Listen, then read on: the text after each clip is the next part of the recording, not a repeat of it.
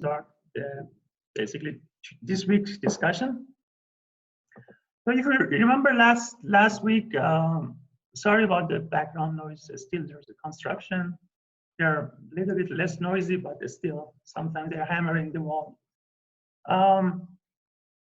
Last week we talked about hypotheses, null hypotheses, alternative hypotheses, and how we use basically empirical studies to prove, for example, our null hypothesis is incorrect or it is correct. Then we talked about p-value, how we're using that.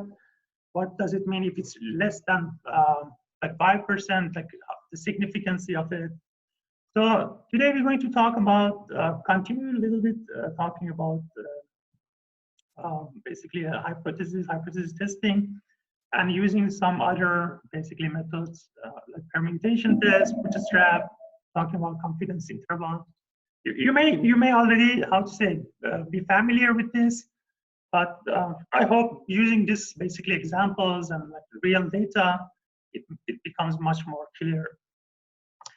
So again, as we do always, again, we're going to talk about these basically topics with an example. So the example of today is Deflategate. I don't know, any of you heard about that before? Any of you is a big fan of NFL here? Okay. No.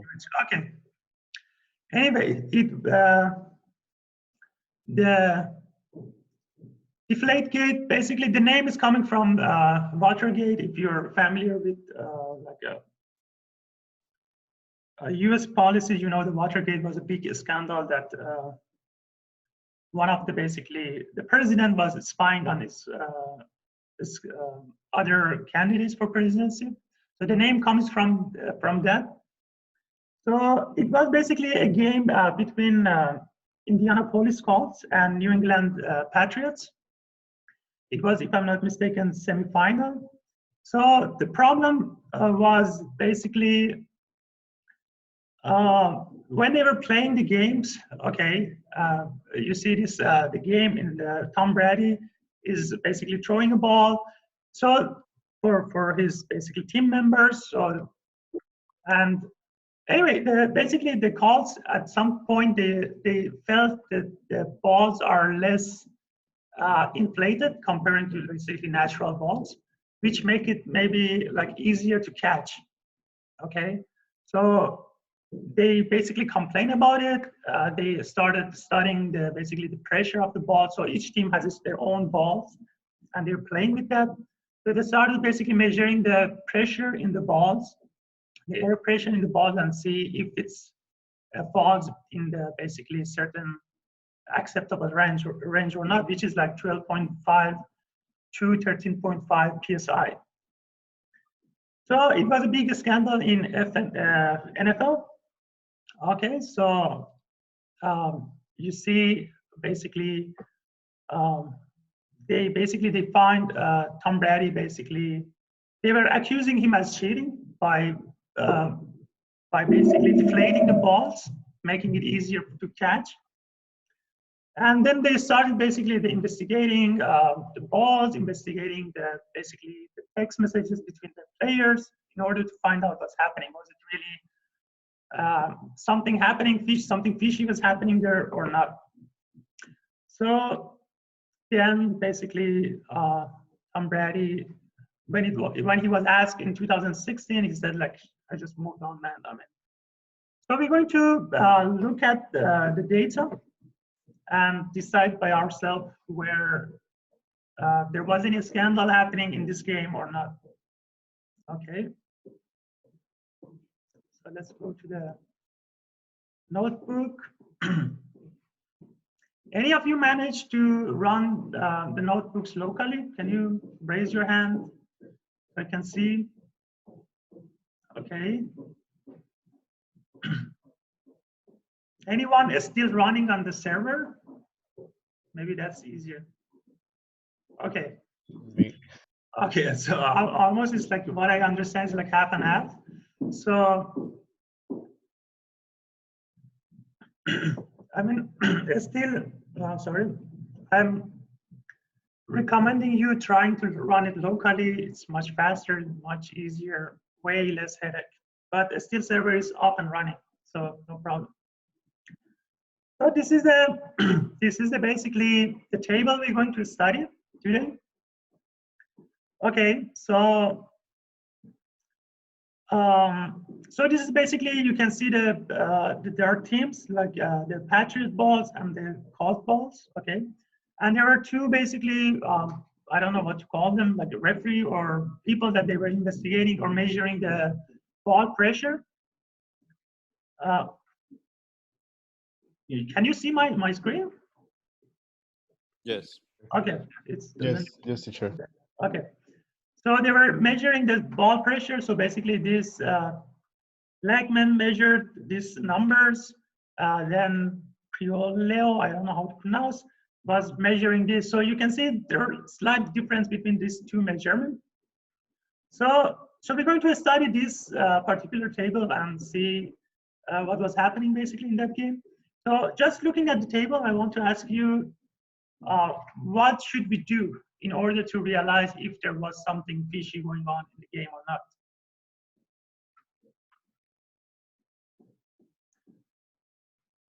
Anyone can comment on that? Maybe check the percentage of the pressure that have the ball in both teams. Okay. Okay. So what else? What other data we might need, or what are you suggesting to do here? So okay, the percentage of the, I think you mean the ball pressure. We could use the average of the measurements and compare them to whatever the pressure should be on each ball. Okay, so you're telling like there are two type of measurements, so it'd be better to average these two than comparing with maybe the original pressure. Okay, yeah, that's right. So in order to do that, basically, I'm going to follow these 4 steps. We're going to look at the data. That's basically the table. We're going to choose a test statistic. Then we're going to simulate the sample under the null. Basically, we can the null hypothesis can be the pressure is normal, that this fall in the pressure, let's say, are normal. That can be our null hypothesis. Then the alternative hypothesis is not that this basically there is something fishy happening in the game. And then we're going to calculate the p-value and see what's basically happening in there. So this is the table. Again, I'm going to go through the codes fast, not explaining anything. I mean, not anything. I mean, everything here with detail, but it's pretty easy to understand. If you just miss, you can go back to the notebook and check everything. Another thing for you as a reminder, all the files are available in the Google Drive that I share, okay? So that makes it easier for you to download locally, and if you're running locally, it's going to be available in the server as well. So as you mentioned, one of you, so we're going to take the average first, okay, because we have two different measurements, so we're going to look at the average measurement. So here we basically add them up, then we divide it by 2, and we appended basically with column the average here into our table, okay? So as I mentioned, the normal, basically the pressure, the normal pressure was between 12.5 and 13.5, but they studied and they find out basically the Patriots' normal average, basically the pressure of the ball in the beginning of the game, okay, because it's natural the ball deflate after playing with it. So the initial pressure of the ball is important. We want to know this ball at the beginning was this pressure, at the basically middle of the game was this measurement. So we want to know basically how was the pressure at the beginning. So it turned out to be basically at the beginning, the pressure for Patriot was 12.5 psi, and for Colt was 13 PSI, the balls. So basically, we're going to define this array, and we're going to append that array to our table. Okay. So basically, if I move this so you can see bigger. So basically, we calculated that we put this estimate at the start here. Okay. So basically, these are the pressure at the beginning of the game. This is the average that we measure at the middle of the game. Okay. Excuse me, teacher. Yes.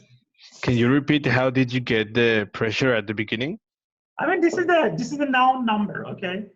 Because Okay. this is I mean they let's say they studied and they noticed the ball. I mean the ball will deflate. I mean if you play any ball game, you know the ball deflate after playing with it.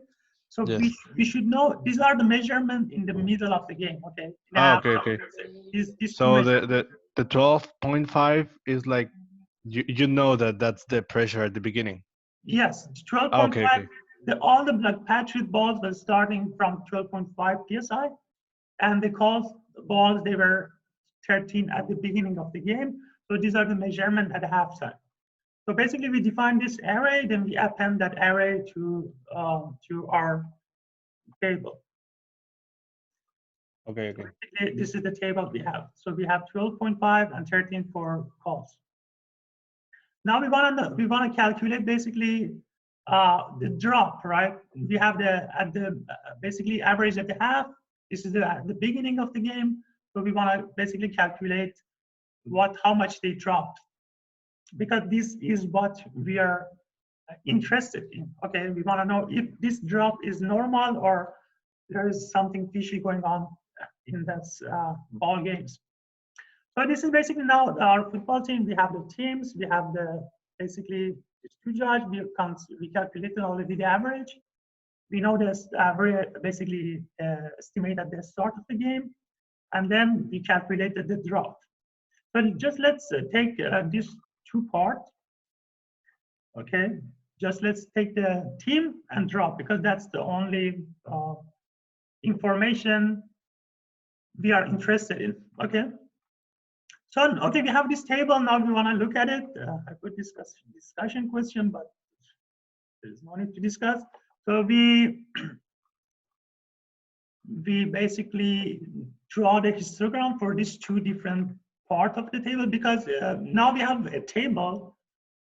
This is like a little bit different with whatever we were seeing so far. Okay, we have a one table that includes basically teams, two different teams. Okay. And two different measure basically here. You have these drops for the Patriots, this drop for calls. So if we put them in the histogram, we can get something like this, or we can basically have an overlay histogram. We can draw them on top of each other. So this is what we get. Okay.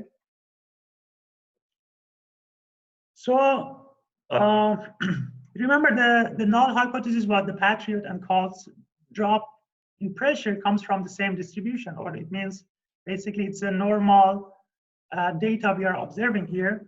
And the alternative is the two teams drop pressure did not come from the same distribution. It means there's something fishy going on. So by just looking at this table, or if you prepare this or this, what can you tell from this histogram?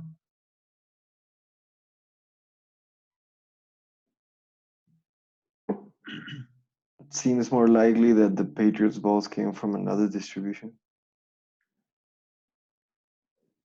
Okay, so you mean basically just looking at the histogram, you mean the null hypothesis is not true, right? So you're looking at the data, you're basically denying the null hypothesis, so it means alternative hypothesis is true. Yes, because So, okay. Pardon?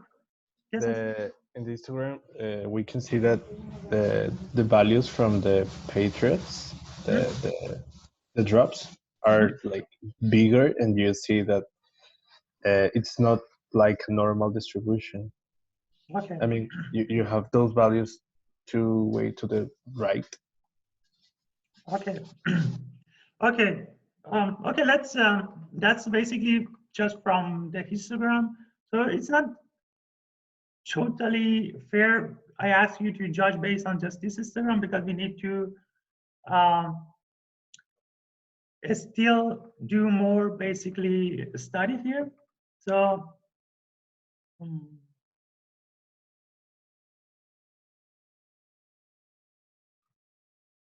what's it? I have this discussion question. What test statistic would you use to compare the two samples?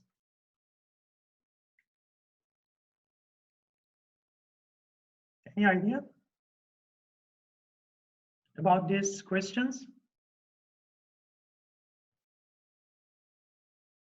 This is a table we have, okay? Well, the drop, isn't it? Pardon? The drop. Yeah, the drop, but we are talking about, for example, what test statistic would you use to compare these two samples? For example, here I'm grouping them, okay, because we have two different teams, so I can group them based on the teams, okay? And then I can put the average, I can basically add them up, divided by the number, I can put the average here. So you can see, basically this is the average of the drops for the team calls, and this is the average of the drop for team Patriot. So now basically we dropped it to this one.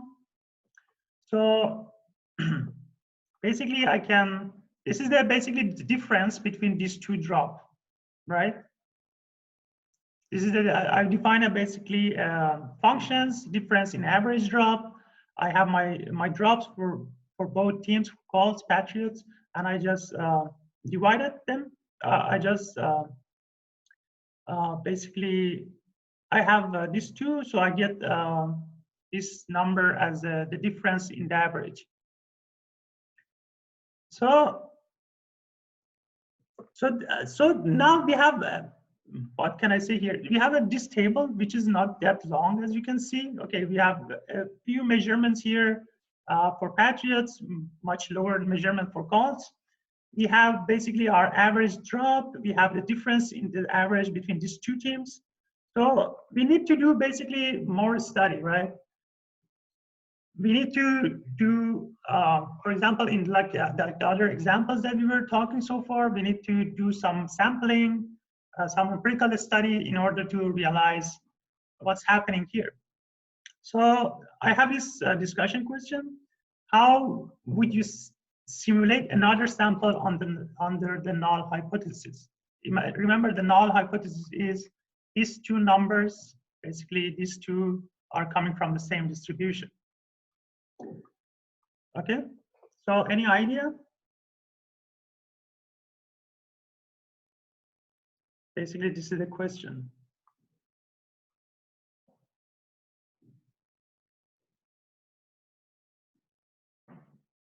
So remember, the game is over, right? The game, they played the game. We measured, you know, at the beginning of the game, we measured a certain number of the balls in the middle of the game. So the game is over. We cannot repeat the game. We cannot do the measurement again, get another sample from another game because maybe they just cheated in that particular game. So that's all we have for now. Okay, this is all we have. This table. You use the data set.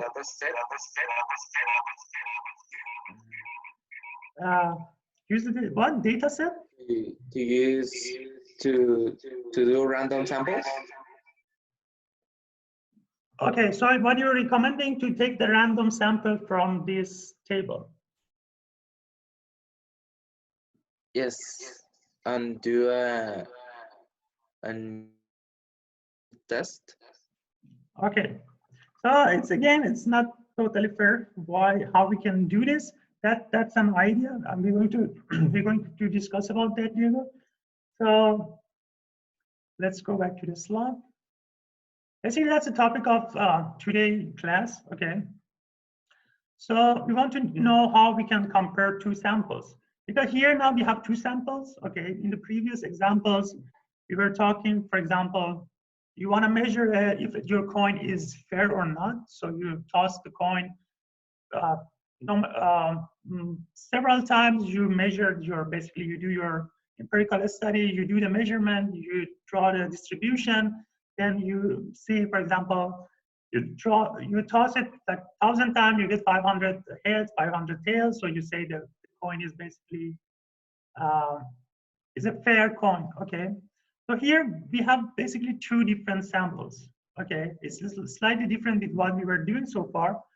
So we're going to use something like something we call it permutation. So basically, if we have this basically table, okay, let's say the first part is a pointer. So let's say this is the for Patriot, this is for the Colt, these are the measurement. Okay, so we want to now do another measurement. If they are coming from the same distribution, which is our null hypothesis, then basically shuffling them around shouldn't change anything, right? If both numbers are coming from same distribution.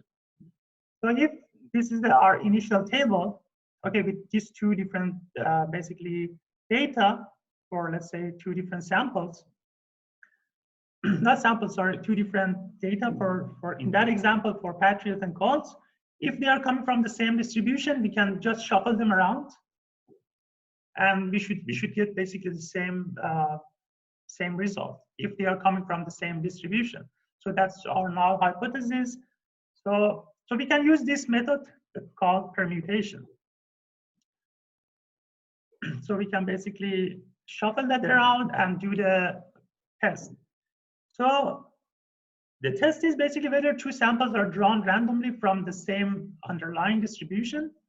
So attribute distribution are the same for both classes.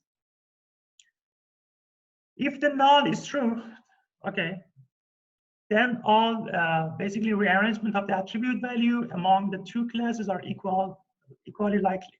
So if they are coming from the same distribution, no matter how do you shuffle them around, okay, how you change those values, we are not talking about the sampling here. Okay, we are talking about you have this table like 15 row, and you just want to shuffle them around, shuffle these numbers around, put some of the Patriots number in the Colts, some of the Colts numbers in Patriots, and do the test again. And if they are coming from the same distribution, so you have to get the same result. The result shouldn't change much.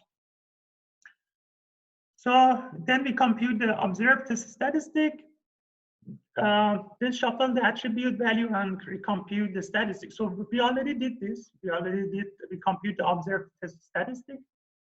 So now we want to do shuffle this basically values and do the statistic, repeat and do it again and see what basically data we get from there. So that's basically, that's called permutation test. If we go back to our code, so this is the table that we have. Okay, we have the teams, we have the drops.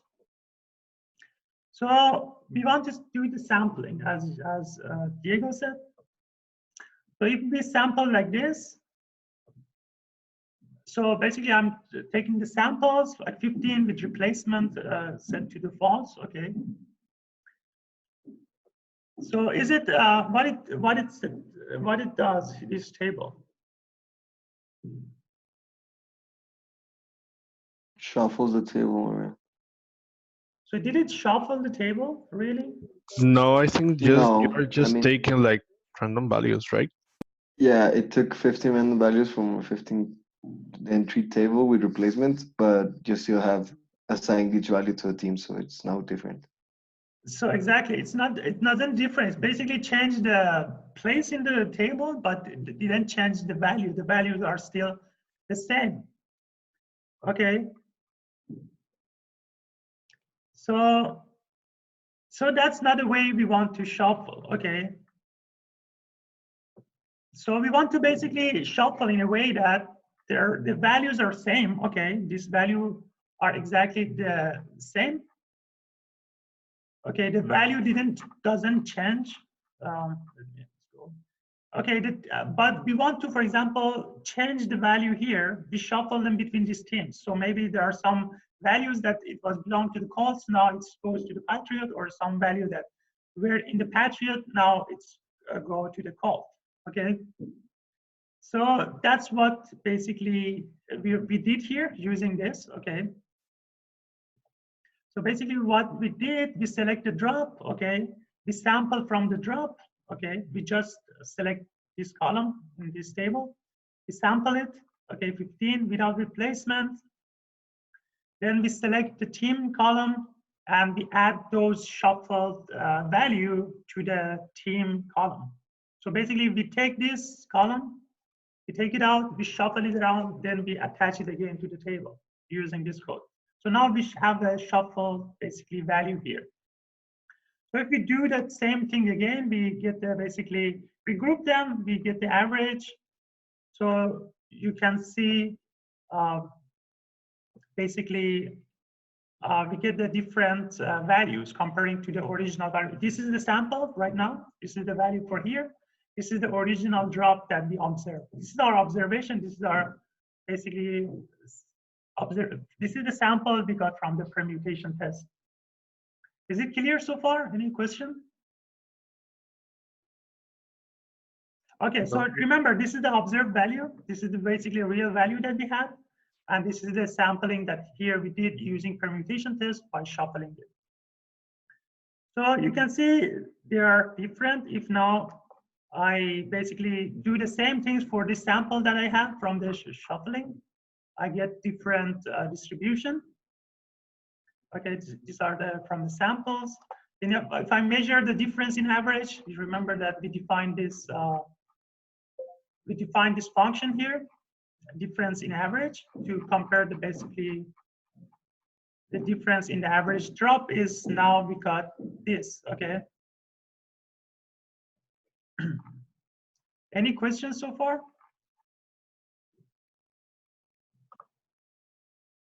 That was if this was.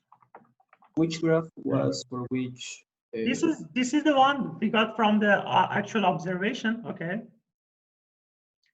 This is the difference in average that we got from our sample. We got the sample using the permutation test. Okay, by shuffling it around during the study again. Is it clear?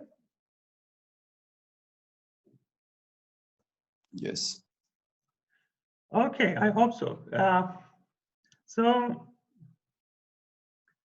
So let's do it basically again. If I, you can see I'm doing the same thing again. I'm shuffling.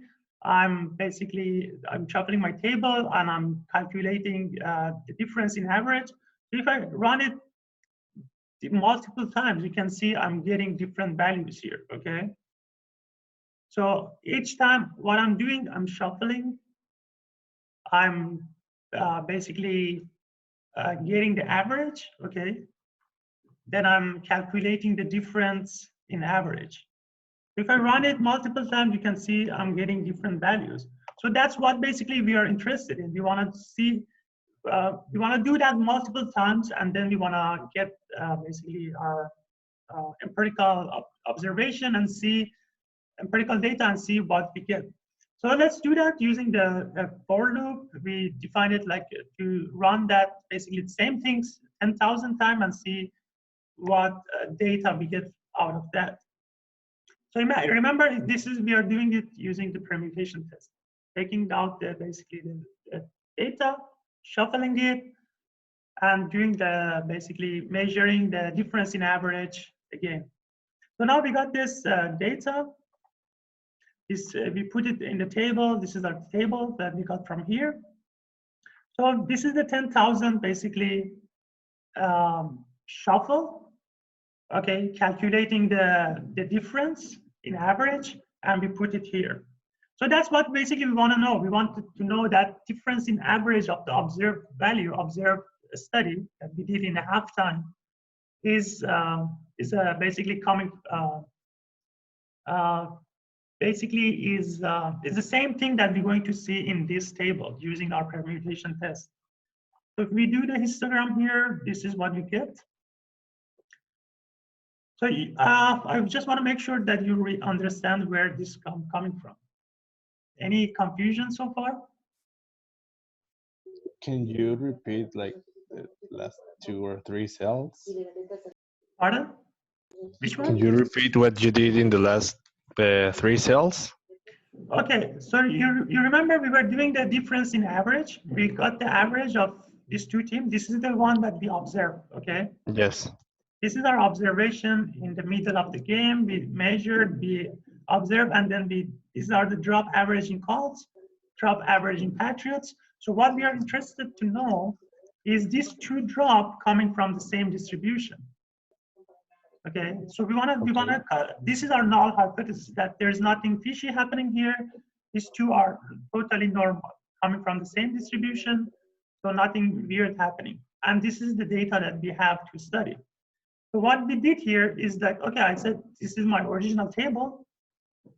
So I'm using the permutation test by shuffling the values around. So I fix this, I shuffle this around, I put it, I append it again to this table. Now I calculated my average, then I calculated basically the difference in average. This is from my original data. This is what I observed in the halftime. This is what I observed from my permutation test by shuffling the values. Okay. So here we did just one shuffle, but we want to do way more shuffle, okay, to study basically, you remember the law of a large number.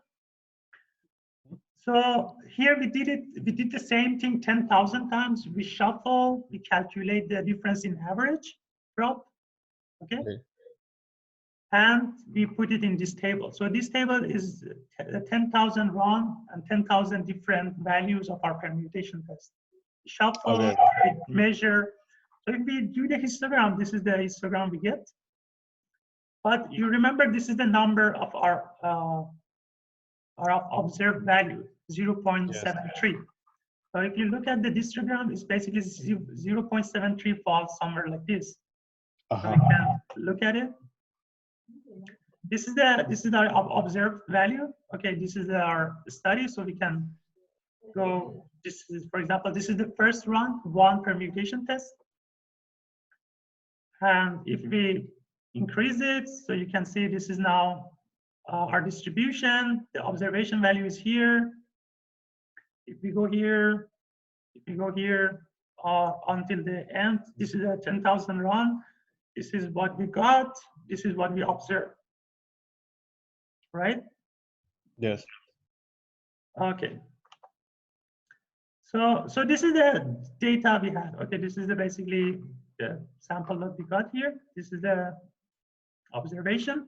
So now we want to do basically, we want to calculate the, which value?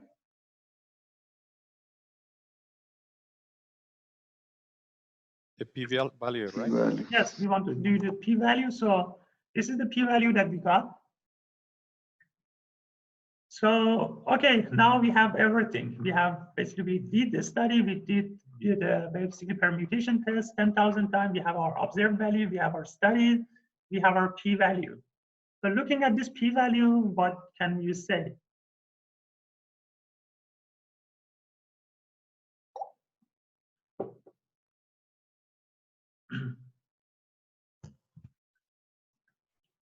That they were cheating or not? Because the almost all the distribution is above the p-value. Yes, so you can say this observation is basically statistically very significant, right? Extremely significant. The p-value is like 0.5%, let's say. So this observation is very significant. So it means there was something was happening, right? So that's what basically we observed here using our test. Let's go back to the slide and see what happened there. So this is the official analysis out of the game.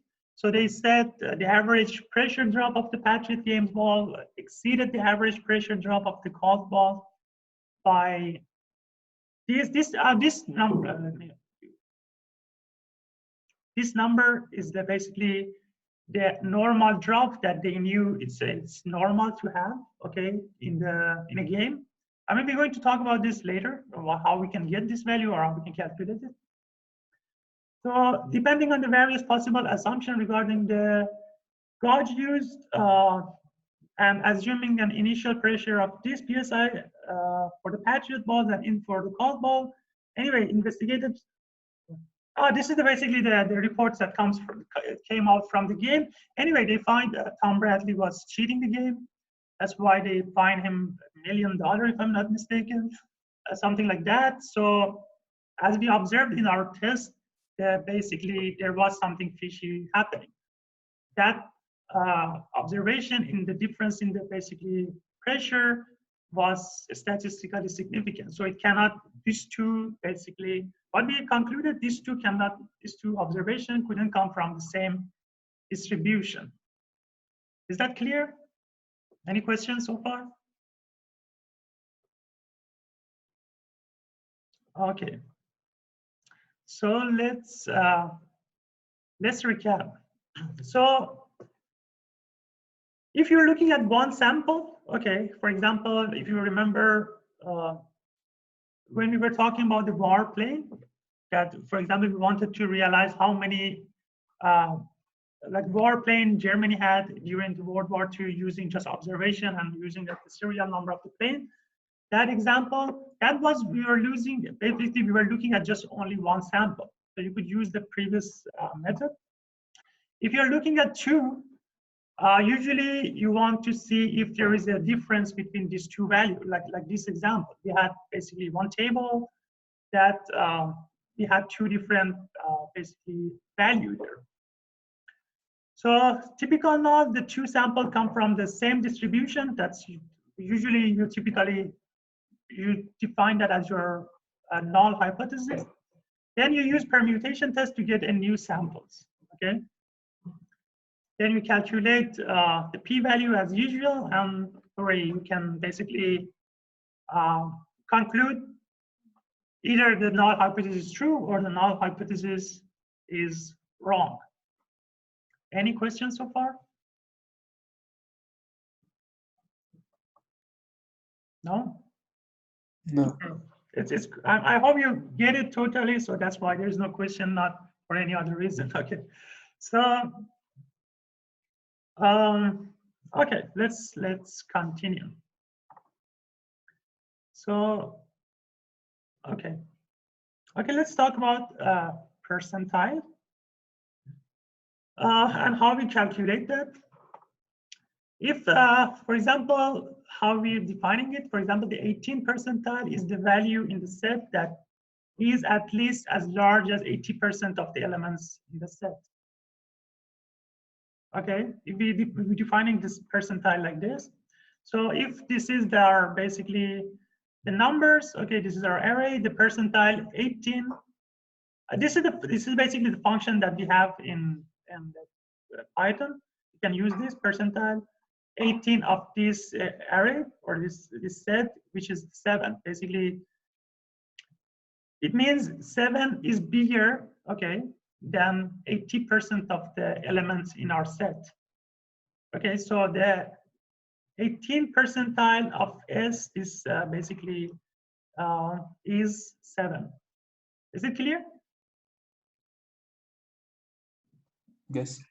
Okay, so basically you can look at this and you can say, like, if we define it like this, then the median is basically the 50th percentile in our set, right?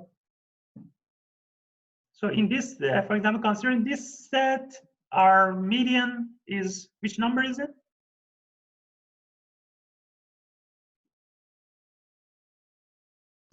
Anyone? 5. So the 5 is our median. So basically it's a 15th percentile of our set because it's bigger than 50% of our other values in the set. So I'm talking about this because later we're going to use this. So you can basically, this is how you calculate it. This is 80 divided by 100, multiple 5, you get 4. So basically you're going to look at the fourth elements, which is like the first element, second element, third element, the fourth element. I mean, in the sorted set, okay? So. Excuse me, teacher. Yes. That 5 is like actually the number of elements in the set, right? True. Yeah. This 5 is the number of the element in set. Then you're going to look at the fourth. Okay. in a sorted set. So this is the percentile, the 18 is percentile, this is the size of the set. So for a percentile that does not exactly correspond to an element, you take the next greater elements instead, okay? So if we say, like, for example, here we said percentile 18, if we say percentile like 81, which number would it be? 81 percentile of this set. 9? Yeah, it would be 9, right? Because 7 is 18. So basically what it says, it says 9 is bigger than 81% of the basically elements in this set. 7 is not, then it's 9. So the p percentile is the value in the set that is at least as large as p% of the elements in the test. That's what we saw. So this is the function that is available in our basically using this data science module, not in Python, if I'm not correct myself. If you use this data science module, this is already defined. You put the percentile, you put the basically the p value here, the set value here. It can be array, it can be set. So p is between 0 and 100, of course. So then this module returns the p percentile of the array. So let's look at this. This is just something that we're going to use. So let's look at it. So okay, this is a question for you. If this is our set, okay, V is 1, 7, 3, 9, 5, the same thing that we saw.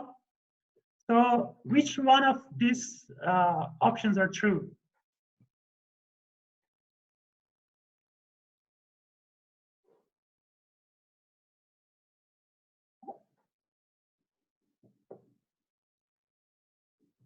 The first one?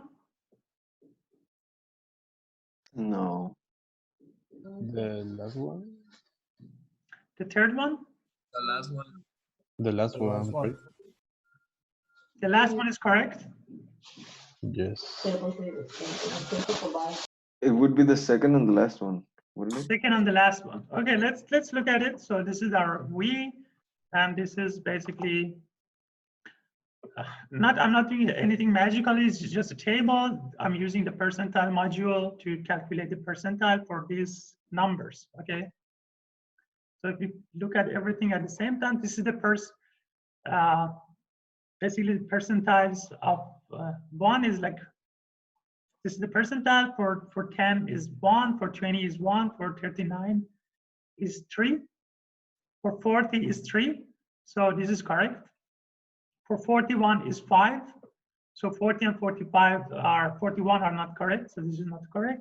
And the last one is 5, as you mentioned, correct. So it's nothing weird. I just wanted to basically put this because later we're going to use this module in our code. So let's review what we were doing so far. Okay. In our estimation. So basically, how can I say, a conclusion can be reached, okay, or we can do the reasoning based on the estimation, right? So how big is an unknown parameters? If you have a, let me put the lazy pointer. So for example, if you have a census, okay, if you have basically the whole population, so your job is very easy, okay? So you just calculate the parameters and you're done. You remember we were, for example, measuring, in the last class I asked you, for example, raise your hand. If you pick this number, say like, let's pick a number between 0 and 20 or something like this, or then we said that's your weirdness level.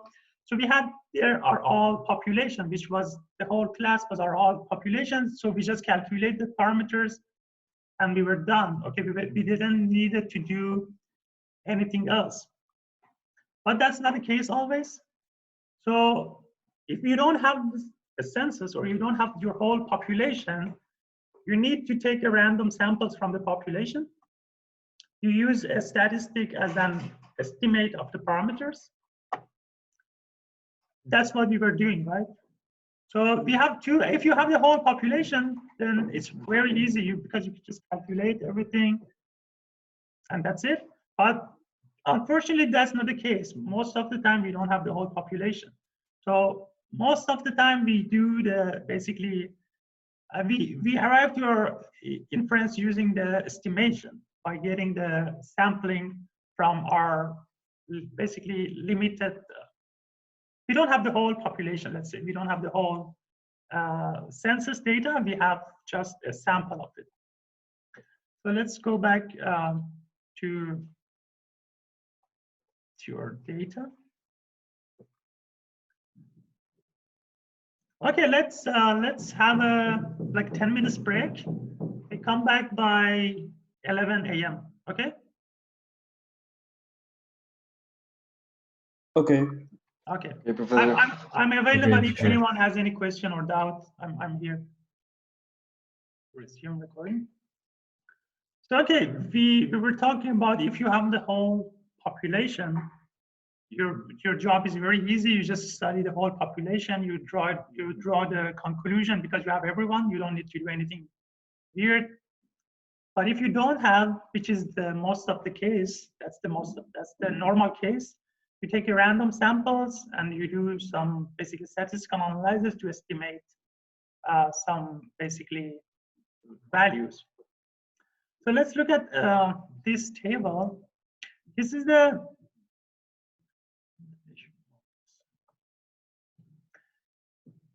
table of all the public workers in San Francisco in 2015.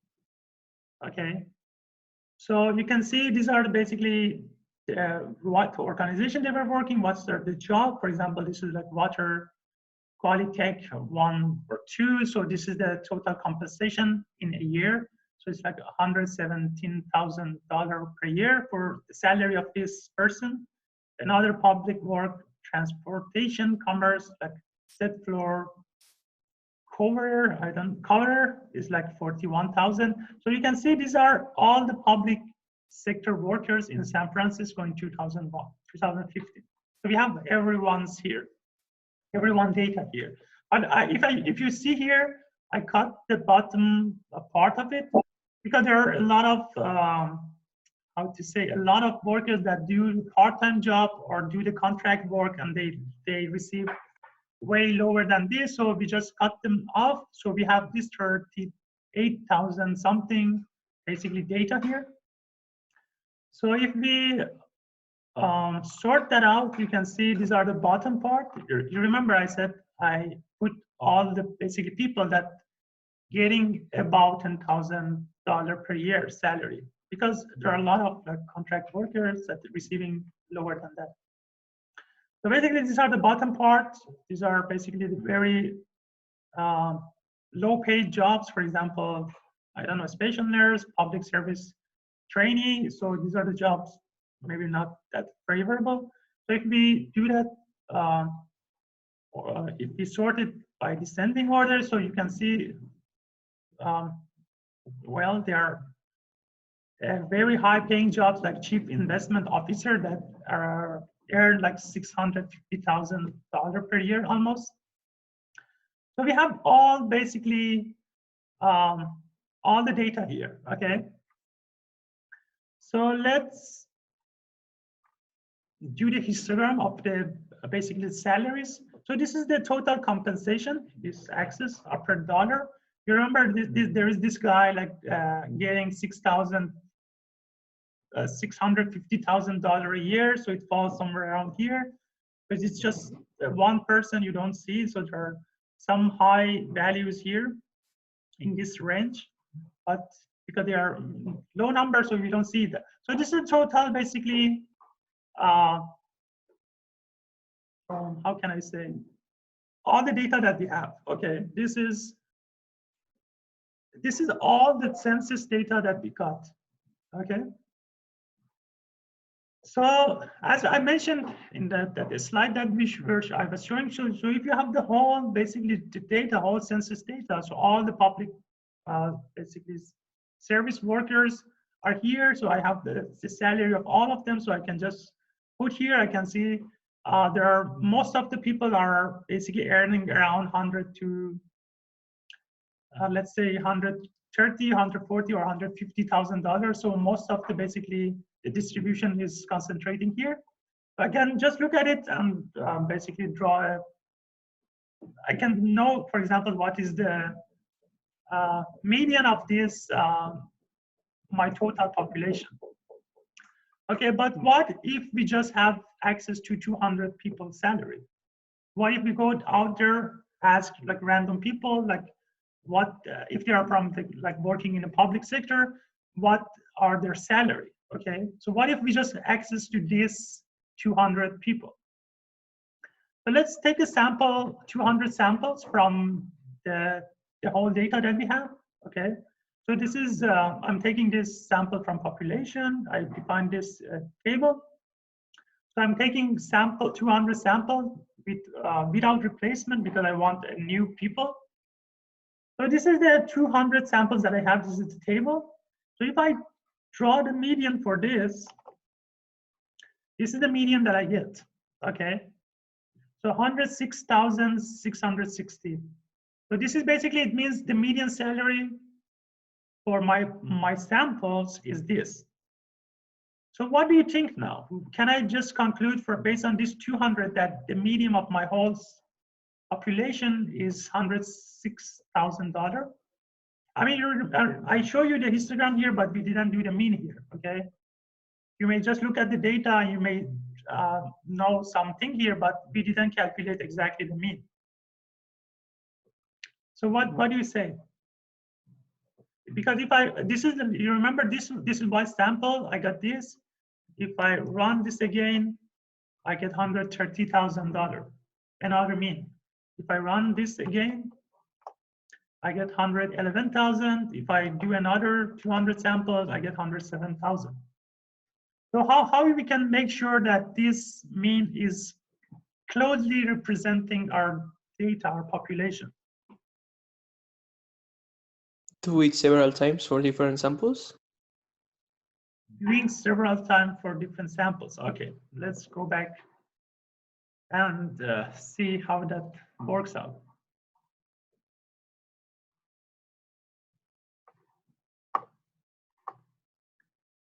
So as you said, we can have, if we take one samples, we have one estimate, right? But random samples could have come out differently. As you see, one time I run this, I get 106,000. One time I run, I get $113,000. So random samples comes out differently. And so the estimate could have been different. Each time we do the estimate, we get different results. So the main question is how different could the estimate have been, right? And the variability of the estimate tells us something about how accurate the estimate is, right? Because if I run it one time, I get, I don't know, I get 20,000. Another time I get the sample, I run it, I get 200,000 as a median. So this huge variability tells me how accurate my sample is, right?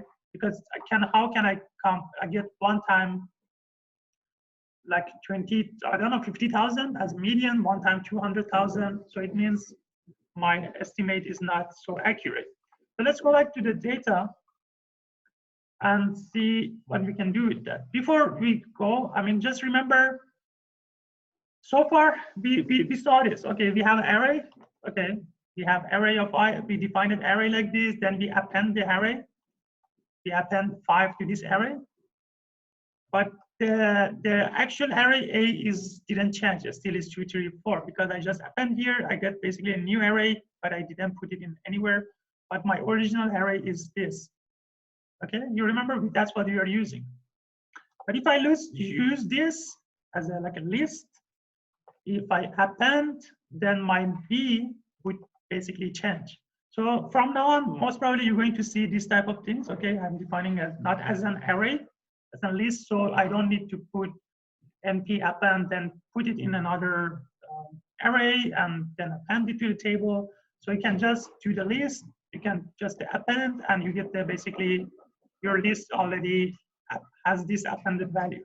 So I mean, just something that when you see in the code, don't get confused. What is this now? Okay, because so far we were doing like a make array and we were putting the value. So okay, let's do that. This is the sample that we got. Okay, we got the 200 samples from the population. We calculated the median. Okay, so but that's not just enough. We don't want to do it one time. Let's here I'm doing it 100 times, and then I do the scatter plot of that 100 measurement. So it means these are each one. This I is representing basically all my 100 samples, and this y-axis is basically the median of my samples. So what I'm doing here, I'm taking 100 samples. Each sample is 200 from my population. And I'm calculating the median salary for my sample. So you can see this is the first sample, like all the samples with the median. So if you look at this, you can say like the median salary most probably is between 19,000 to 115,000, because most of them are falling here, almost most of them. And the most higher concentration is in this range, between 105 to 110,000. Any questions so far? Okay. So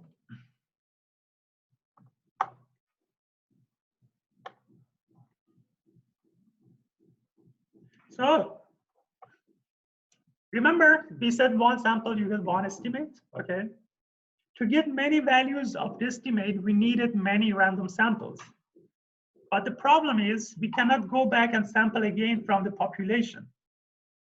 Okay, because at some point you're gonna go run out of the money for your research or study. You're gonna run out of the time, but that's not really possible. Okay, for example, here in this example, what it means, I take 200 samples. Okay, so I repeated that 100 times. So it means I did 20,000 samples. Okay, just doing it here, but I mean, if you go out and ask people, okay, do that. It's not a practical thing. You cannot do this. Okay, you don't get this leverage of going out and sampling as many times as you want, as many number as you want. Okay, so what is the solution? What do you think? Any idea?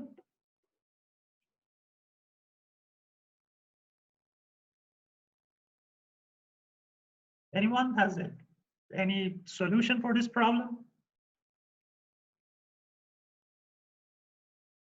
Okay, so apparently you stuck. I see a lot of puzzle face.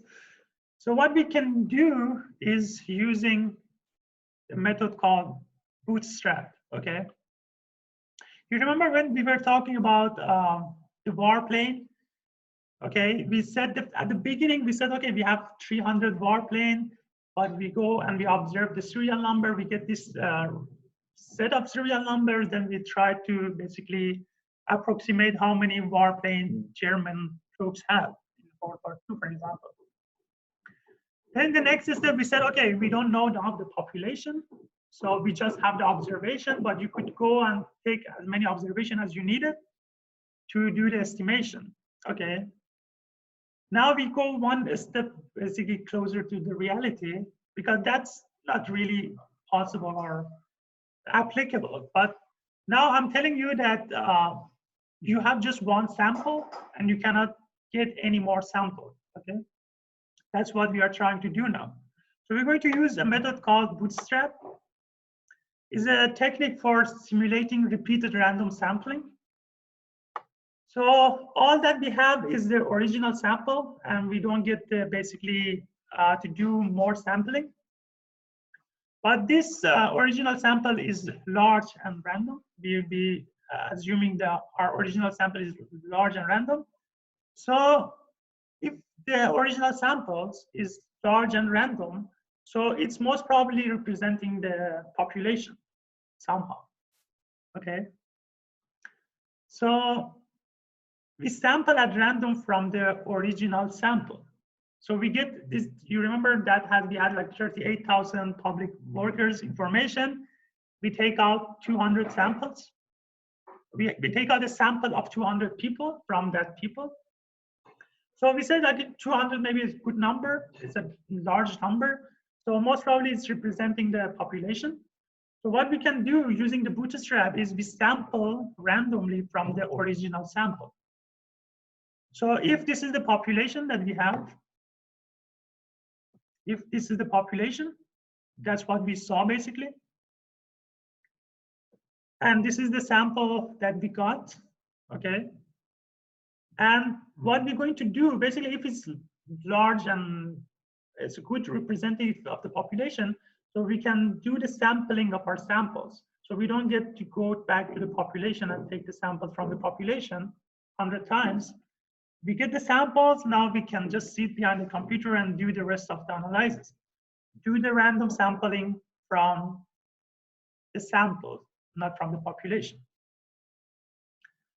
So the key is from the original sample, we draw at random with replacement as many value as the original sample contained. If our original sample that we get from the population is 200, so our resampling from our samples should have 200 basically data. But we do that with replacement. So the size of the new sample has to be the same as the original one so that the two estimates are comparable. Any questions so far?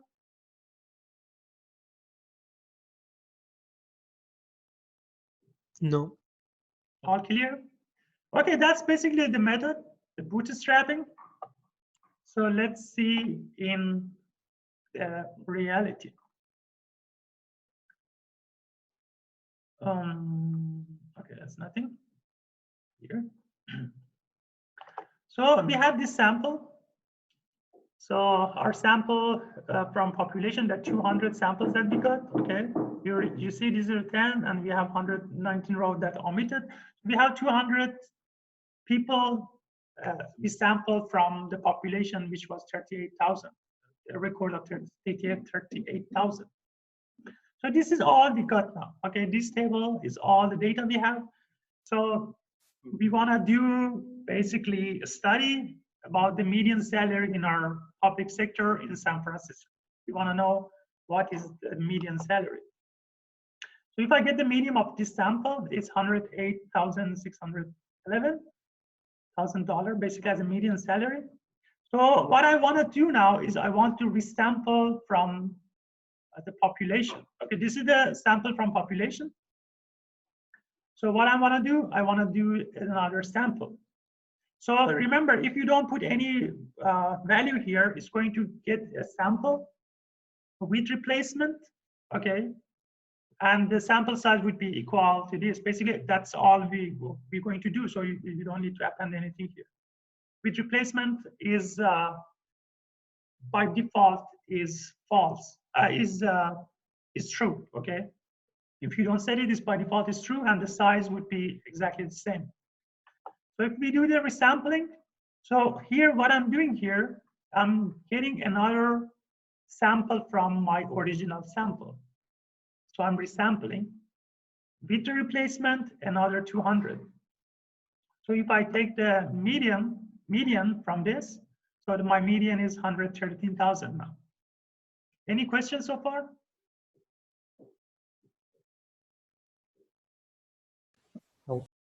So this median is changing because I'm doing with replacement, okay? It's clear? Otherwise, if I make it like I take from my original sample, 200 sample without replacement, I'm going to get exactly the same table, right? So it's going to be the same value here. So when I'm doing with replacement, so there might be some part of it that is basically duplicated. Anyway, that's what we're going to do. So what I'm going to do is I want to do the same things. I want to take 1,000 samples. I want to do. I have a question. Yes. Why we doing it with replacement? Pardon? Why are we doing it with replacement?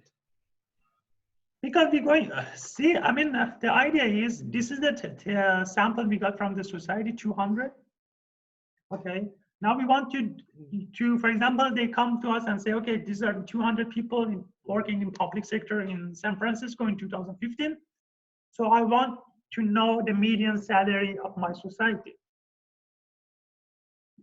So what you can do, you can say, okay, I have these 200 people, I take the median is 108,000. But would you really trust this 108,000 as your median salary in the society? You don't, because I just show you here that I run this few times, each time I get different median. So if I run it again, you see, like now I get different median.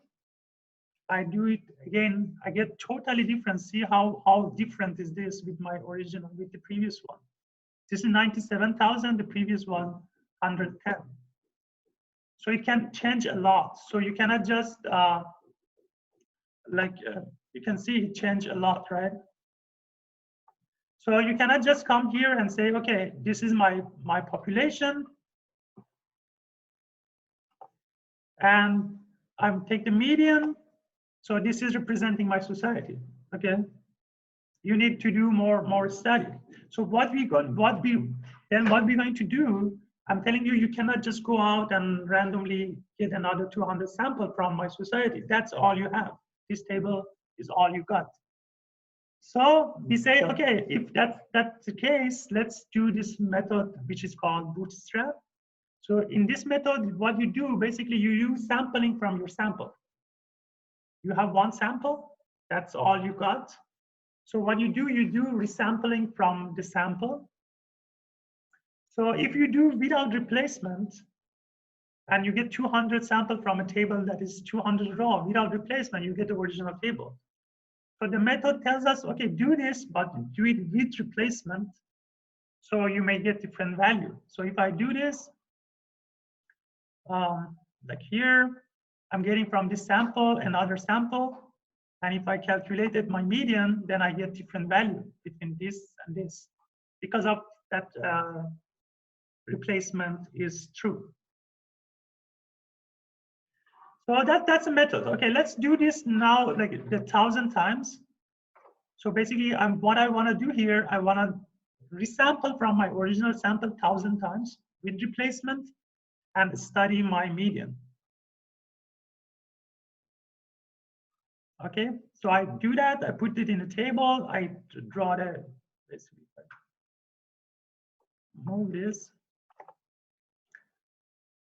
This is the table I got from all the median, okay?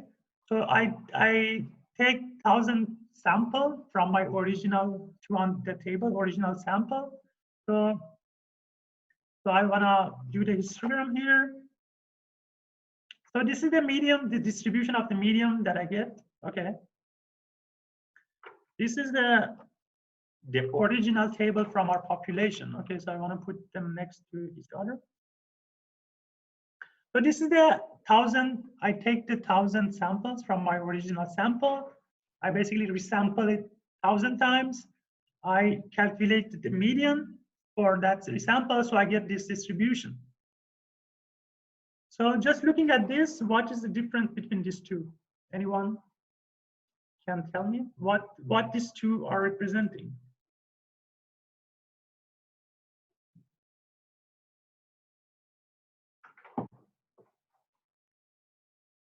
Something like the percentiles, how they are, how the variation between the lowest and the highest. Here, you mean? No, between the two. Between the two. Yes. So you mean they are representing the same data? No, they are representing different type of data. Because okay, the median represents a lower range of values. Okay, But there is a more fundamental difference between these two. Okay, let me see, where am I? So basically, the thing, I put it next to each other so you don't get confused. This table, which I got it from my whole, that was the table SF, my San Francisco, all the public workers. So these are basically representing the number of the peoples. Okay, this value is like, this is like the total compensation per dollar, but was based on each person. This was not median. Okay, this is the salary that they earn. I didn't draw the median here. This is the median. Okay, this is the median for my resampling, that 1,000 resamples. So is it clear? Yes. Any questions so far? Okay, I hope it's clear. Let's go back to the slide. So this is what we did. Okay. But okay, let me ask you another question before we go to the slide. So why do I have to calculate, first of all, the median? Why I shouldn't calculate the mean?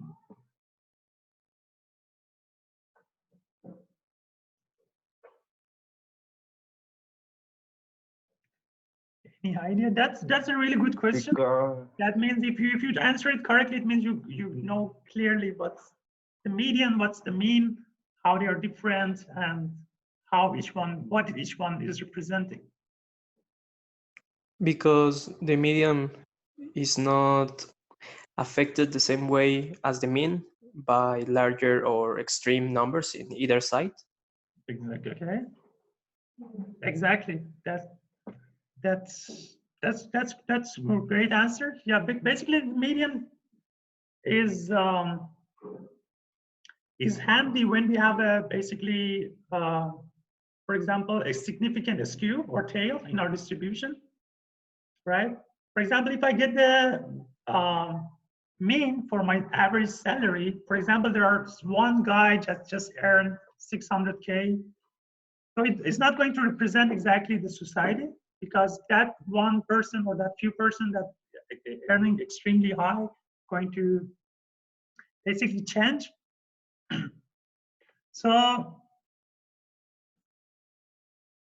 usually, if I'm not mistaken, the mean income should come usually higher than the median income.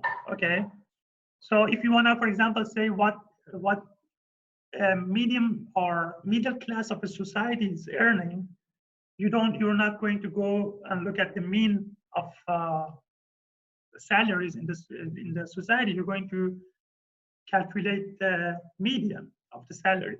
So that would be basically what a middle class in a society or a city in a country was earning.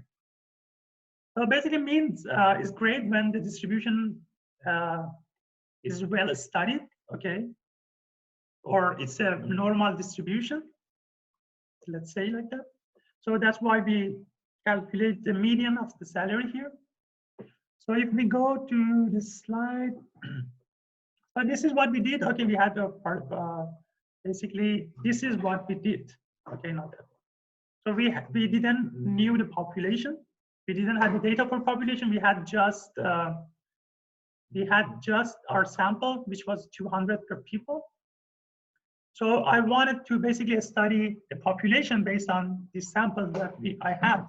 I didn't know the median for my population.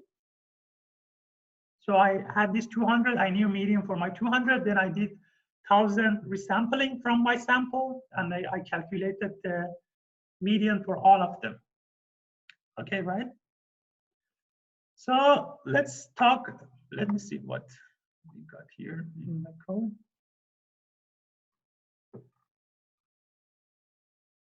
Okay, let me talk about this. Okay, let's now talk about the confidence interval. Most probably you heard about it. Most probably you know what is it, and you're using it in your report or something. So it's basically an interval of estimates of the parameters based on a random sampling. 95% is called the confidence level. Usually that's what we go with our study. We want a confidence interval of 95%, or some study they require even more.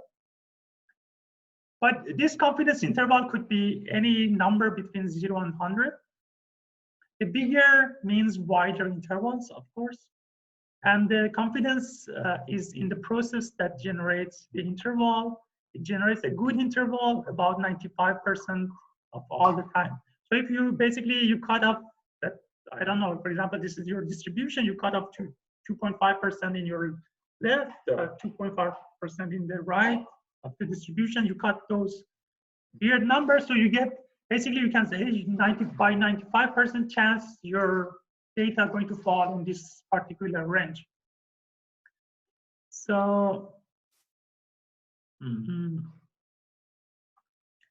so we said it generates a good interval, okay, about 95% of the time, which means 95% of samples will resolve in a good interval. Not we are not talking about the resampling here, okay? We are talking about the samples. So if your original sample is way off, your interval will be way off, of course.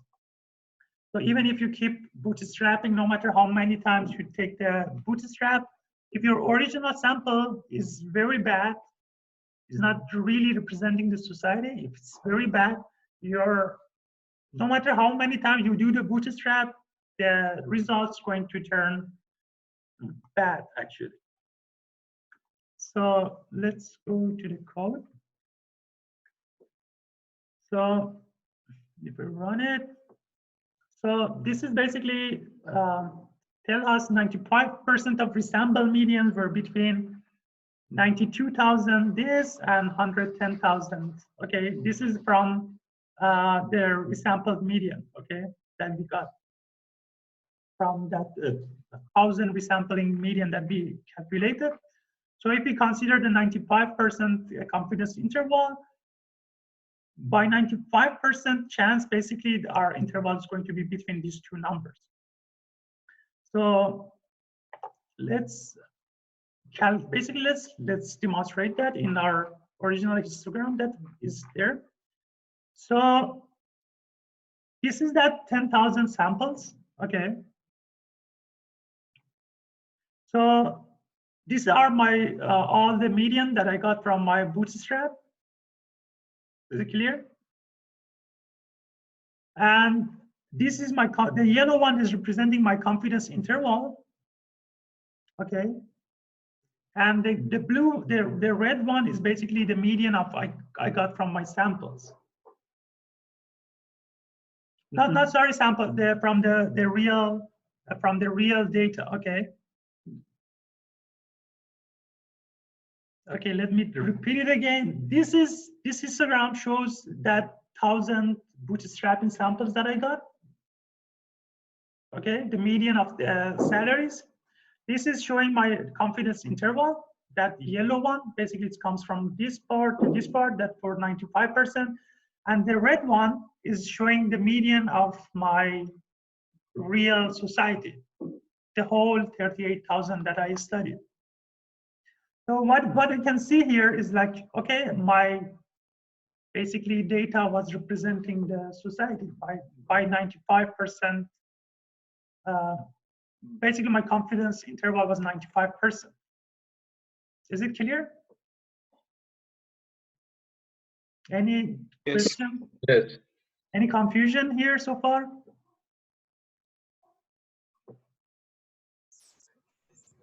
No? Okay. So this is what we did. Okay. So if I put everything together and I do that things, okay. So this is another one. Okay, I get 200 from my samples. So I'm doing everything that I did in there here. I get the 200 from my original samples. So now what all I have is that 200. I get another 1,000 resampling from my sample. I do the interval, I do the calculation, I put the basic confidence interval, and I see my median is falling there. So if I do it again, it is falling again there. If I do it again, it's falling there.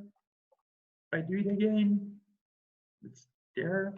Sometimes it goes off, okay, but now I'm getting lucky most of the time. Any questions so far? Last time, okay. That's a question I already asked you. So I mentioned that, okay, we do it basically median, not mean, because of the reason that you mentioned it correctly. But we can also do that for the mean. Let me just a moment.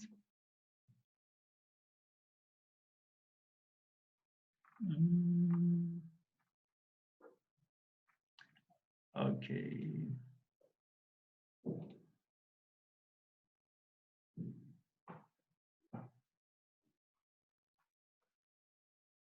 Okay.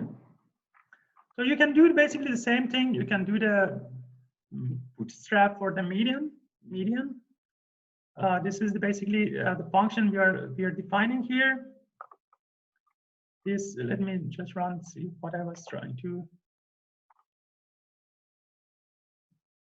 Okay, that's going to take a little bit of time. Let's go back to the slides.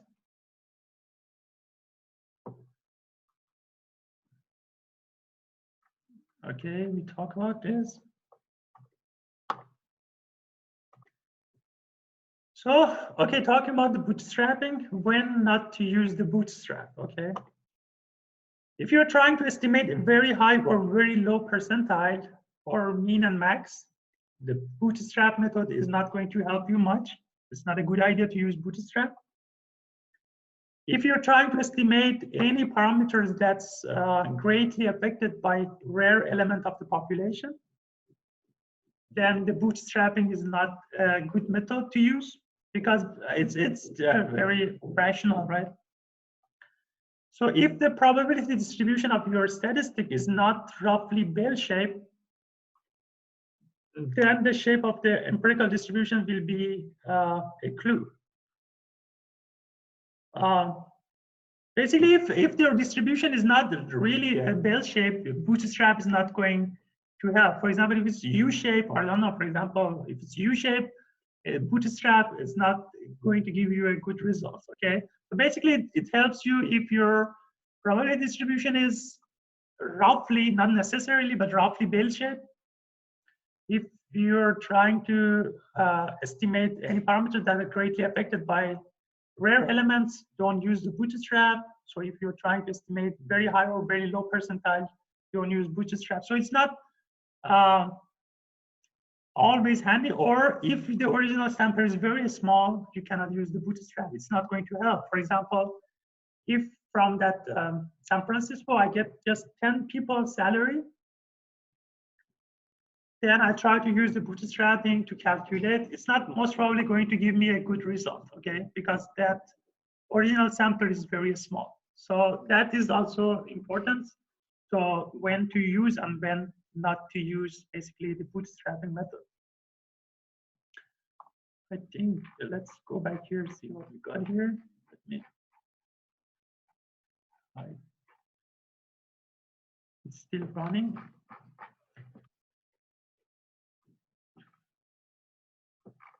Let it finish. So because I needed this. Okay, let me hide this.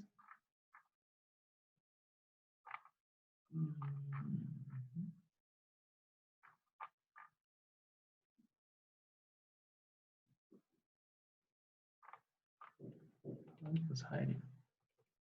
Okay. Let me see what I was running here. So what I did here, basically, I defined functions for median to calculate the median. Then I did calculate it like 100 times.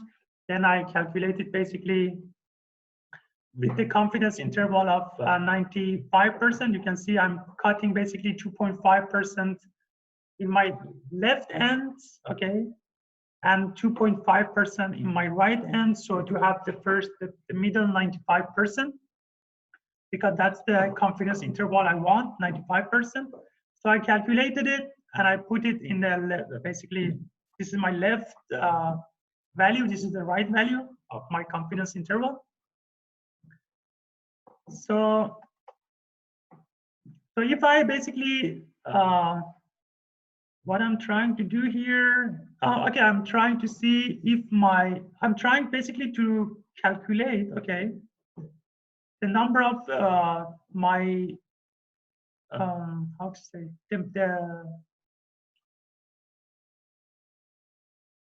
I have my population median, okay? So I'm looking at my population median and I want to see how many of this 100 time of run I get my population median between this left and right, okay? That falls in the middle of this. So what I see here is like 90 times if I run it 90 times, I get my, basically the median falls in that between this 95% confidence interval that I defined here, okay? So if you run this multiple times, okay, I just run it one time. If I run it multiple times, we all run at the same time. So the value that we're going to get here is going to be average by 95, because that's what I'm calculating here. I'm calculating the confidence interval by 95. So if I plot that, so you can see these are all the basically confidence interval that I calculated. So this is basically the left-hand side, this is the right-hand side. So you can see these are all the confidence, and this is the median that I have. So you can say, for example, this particular, if I go up there, so you can see in certain part, okay, for example, this one, this is doesn't follow my confidence interval, here not, almost here, this one not here, no, but like 10 of them are not falling in the median, okay? So that was just another example of it. So let's go back to the, okay, let's run this table. Okay, this is going to be a short, another example. This is the table that showing the birth weight of the babies, newborn babies, in ounce, I guess, not in a pound, of course. So this is the basically gestational days, how many days the baby was in the womb. This is the mother age, the maternal age, the maternal height, maternal pregnancy weight, and the maternal smoker, if the mother was smoker or not. So we have this table, which has like around 1,000 to 1,100 something row. So it shows us basically there. It's a study that basically getting the weight of the baby when it borns, while studying all this other data. If the mother is a smoker, non-smoker, how many days the baby was in the womb, what was the age of the mother, the height, everything. Okay. So what we wanted to do, we want to do some study based on this table and see what we can observe. You can do a lot of study here. Actually, you can, for example, say, I want to know if the like the smoking situation has any relationship with the birth weight. For example, if the mother is a smoker, then the birth weight could be lower or higher. I don't know. Or if the baby is in the womb for more days, the weight's going to be higher or lower. So is there any relationship between these values? So what we are interested at the moment is just the birth weight and gestational days, basically how many days the baby was in the womb. So what I do, I select these two, I separate these two, I put it in a table baby. So what I do, basically, I divided these two values because I want to get this ratio between these two, between the birth weight or BW and gestational days or GD. So this is basically, I'm dividing these two values and I'm appending that to this table.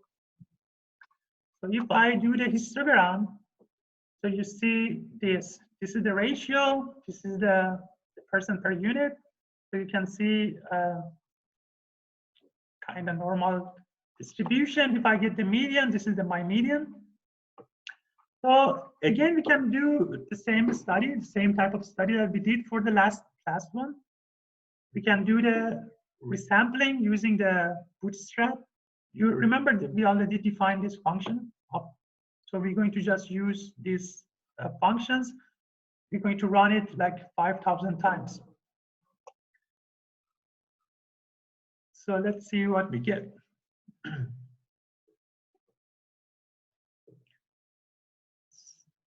Taking time. Okay, it's over.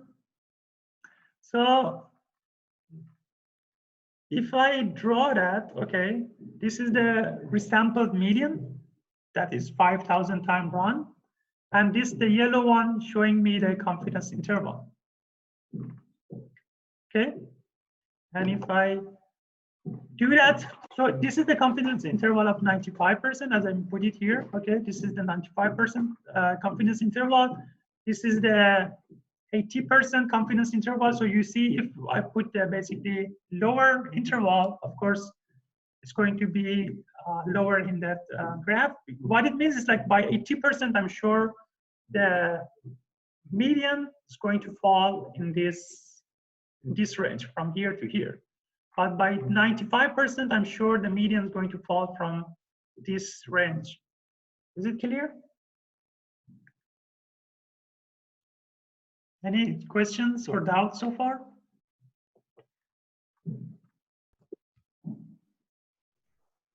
No? Okay. I didn't understand like the last 3 codes maybe.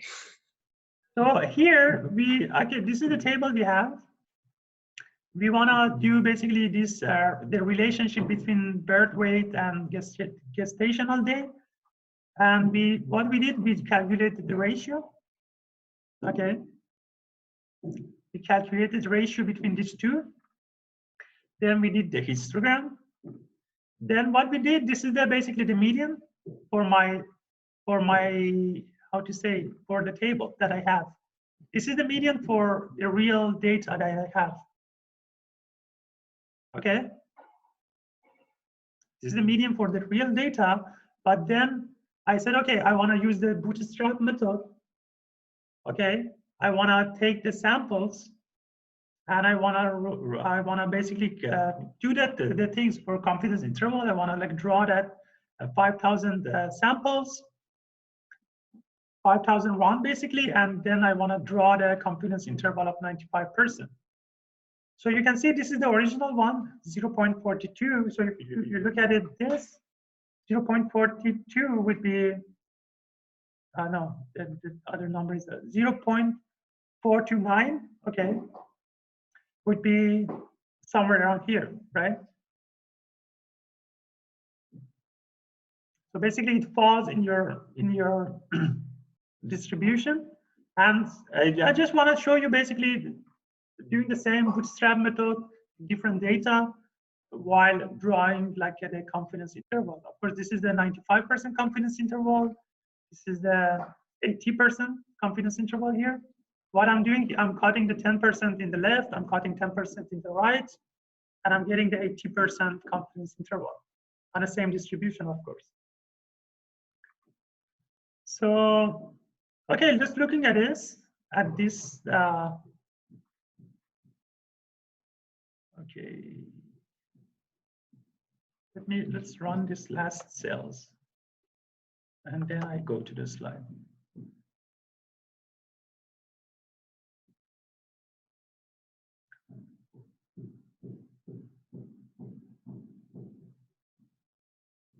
So here I'm now calculating the mean. Okay, I define a function, bootstrap mean.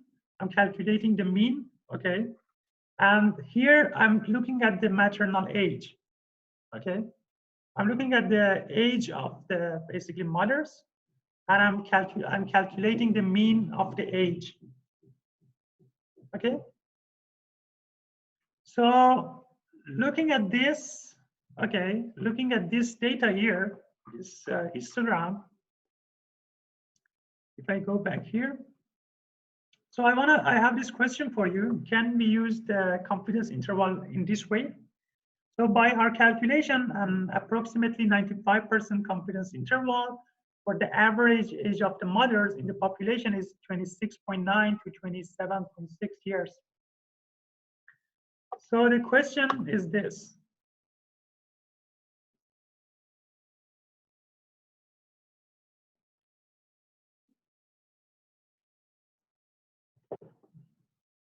So is it true or false? About 95% of the mothers in the population were between 26.9 and 27.6 years old.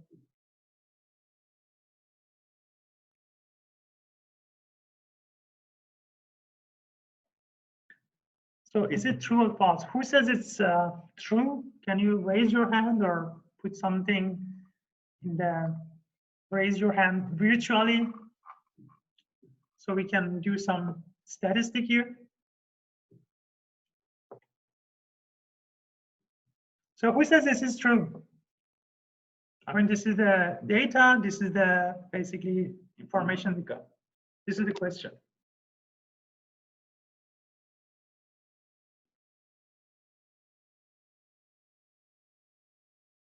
Anyone? Any idea?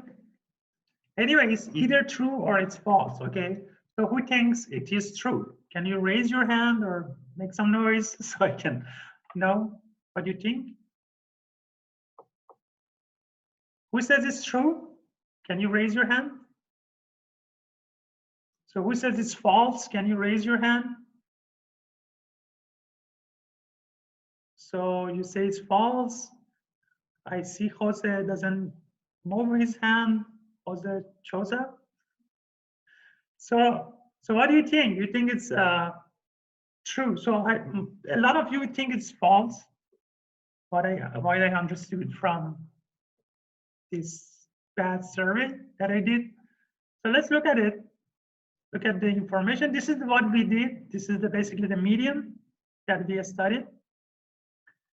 Sorry, this is the mean of the average of the mother age.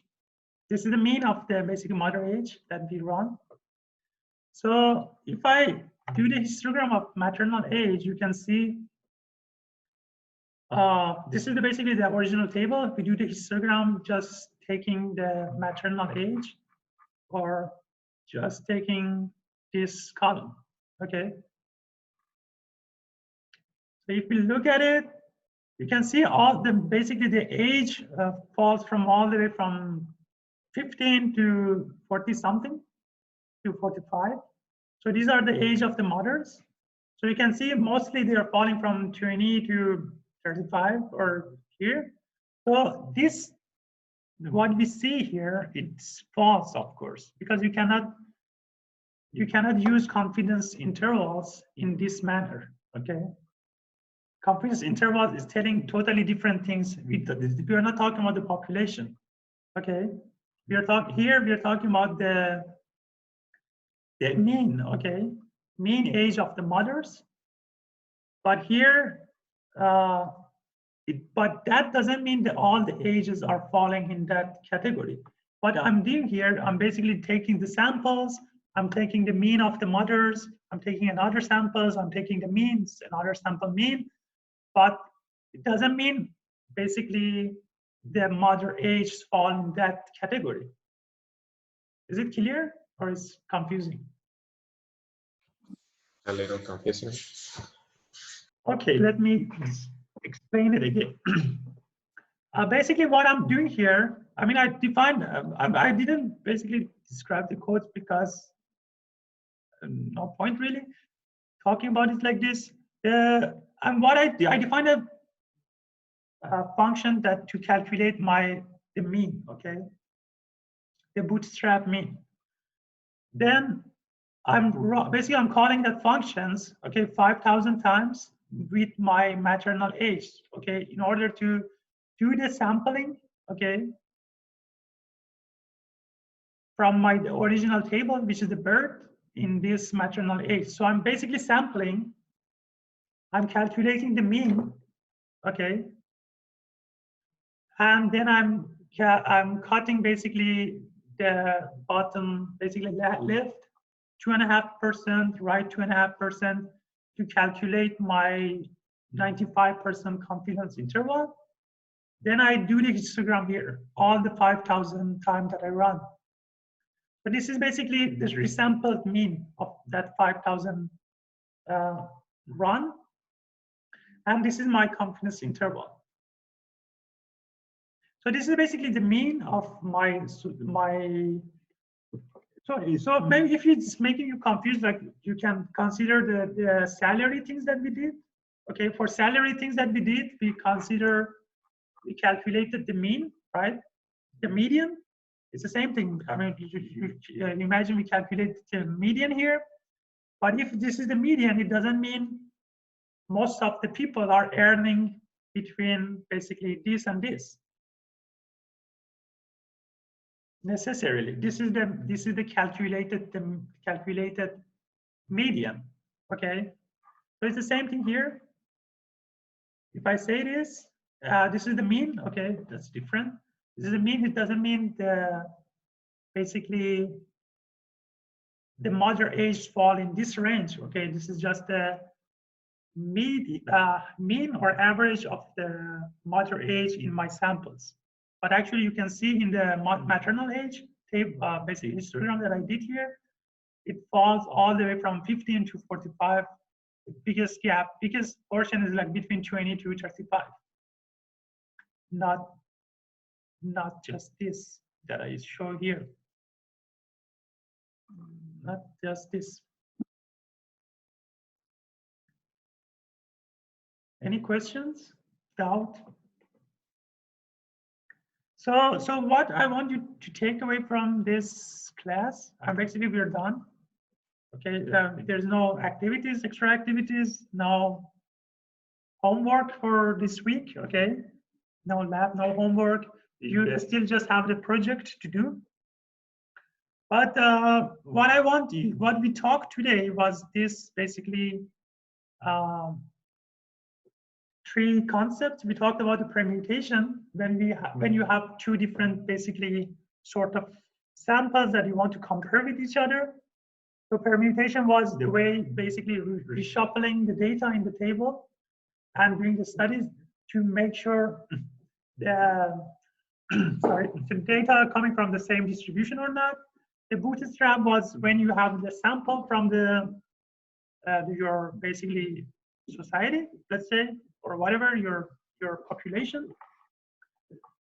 Then you don't get the chance to go and do resampling because it's not efficient. So you have, for example, in that salary things, we had a sample of 200 people, and then we use the bootstrap to resample from our sample. You remember when you're using the bootstrap, you want the sample with the same size with replacement, okay? And then we talk about confidence interval, what does it mean, and how do you use it? Okay, any questions about all these three? Any confusion? No? When using, I don't know if you can hear me. Yeah, I'm very low. If you can talk a bit louder, please. Is this better? Okay. Yes. Yeah, I can hear you. Bootstrap, basically, we're doing a sample of a sample. So how can we gauge, for example, how significant the results we get from applying a Bootstrap are for our experiment?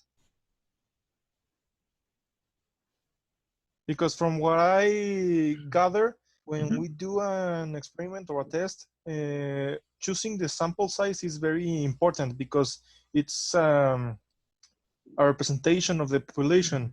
If when applying Bootstrap, you're basically reducing the sample size. So how can we gauge that? Okay, the thing is, we're not reducing the sample size. When we're talking about the bootstrapping, we are not reducing the sample size, but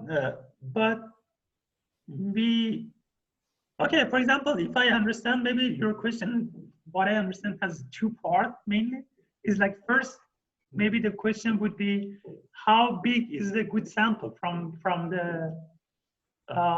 my population? Okay, how you make sure that the sample that you're taking, the first initial sample, is big enough to represent your data? There is really no really easy answer for that, but I assume just experimenting, okay, and a little bit rationality, I assume, because you cannot say, for example, a 200 sample is just good. You always go for 200. Then for some cases, like for example, but it's very rational. You may think, okay, I have a population of a city. Okay, my whole population is a city. Like in that example, for example, the table that we were studying, the whole population is around 40,000. So you don't want to take just 10 samples. It's like rationally, it's, you know, it's very low. Okay, then it's okay, 20 is low, 50 maybe. Okay, I can experiment with 50, with 200, with 500. Okay, so you may do certain range. It's too obvious that it's not enough, but in certain range, it's you're not so sure if it's good or is it good enough or not. But I understand there's no really rule of thumb, easy rule to say, okay, this is the rule to follow. I don't think so. Okay, at least for example, your sample should be bigger than 50 or around 100, or almost maybe anything. Okay, that we do. But another part is like how make sure that the original sample that you got is. So we say if the original sample is big enough, so it's going to basically, most probably it's going to represent your society, okay? So you know, if your original sample is big enough, then using the bootstrap, you can do a good estimation of the society. Again, it comes to the size. For example, I'm going to upload this note, so you may want to change the numbers here, okay, and see what you get. Let me do the sample test here. Okay, I'm going to take 20 samples and see what we get.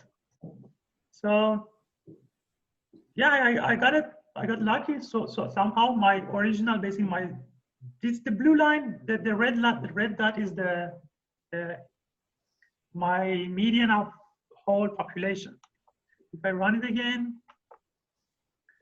it's I'm just getting lucky apparently. Even with 20 it was few times it was good, but you can see now this is falling outside of my confidence interval. So if I run it again, but you can see the distribution, right? You can see how disparse is the distribution. Okay, you get here, you get 60,000 as the median of the salary in the society, in your population, and you get all the way to 200,000. So you can see the variance is very high here because we take small samples. So mostly you can see that really the samples is it doesn't really represent, okay. But still, the median is falling with that ratio somehow.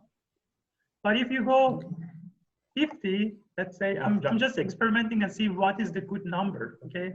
Now we get from 90 to 140.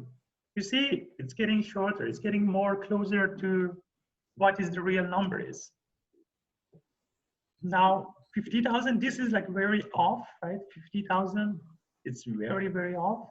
But it's still, if you put that as a confidence interval, it's still, you get a good number here. But another thing, I'm not, that doesn't tell everything, okay? Because here your confidence interval is falling all the way from 70,000 to 15,000. So it doesn't mean if it falls in your confidence interval, it's a good measure, okay? That's, I didn't mention that. Even if I take just 5 samples, okay, I'm taking 5 samples. It's all full, of course. I'm getting all the way from like 10,000 to 140,000, but still it falls in my confidence interval. But it doesn't make sense. It makes sense, but it doesn't tell you anything. Okay, this doesn't tell you anything. But you can see the variance is so high, so that can tell you the sample is not big enough. You get another one, you get the same thing again, like 20-something thousand to 140,000. Still, it's not good enough. Let's go a little bit higher. If you get 50, you have this one particular example here, one here, that makes your variance very big, but still the majority is falling here. Getting there, let's say 80. It's getting better. Still, to me, it's not a good size. 100. It's okay. It's getting better. That's what we did last time. It was 200. Yeah, it's much better if you go like 1,000.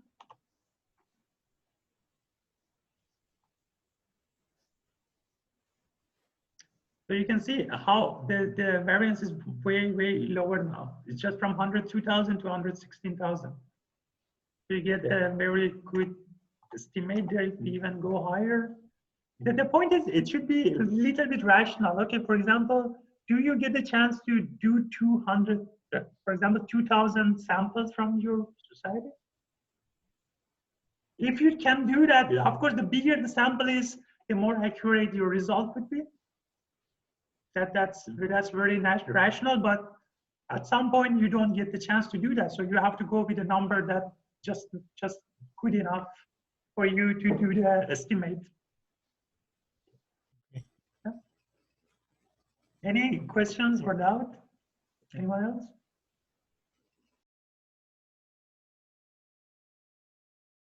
So if not, let me start recording.